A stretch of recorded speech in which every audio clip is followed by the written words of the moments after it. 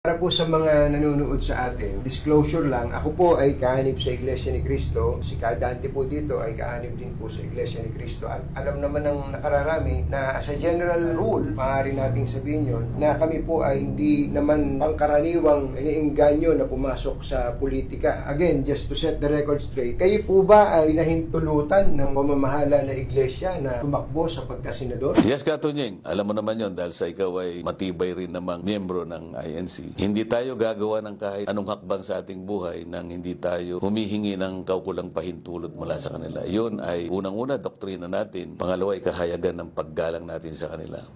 Po.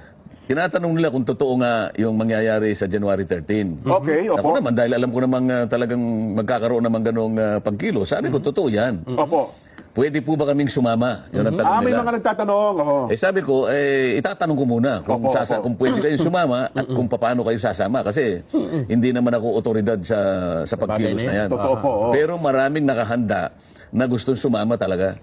Hindi lang ako makasagot. Yan, alam mo naman, paano ko naman sasagutin yun? Sabi ko, itatanong ko muna po sa nakakaalam kung pwede kayong sumama. Ayan. Kaya Sapagkat magkakapit po yung mga gusto nakahanda daw sumama. silang sumama at may Totoo po. bilang din sila.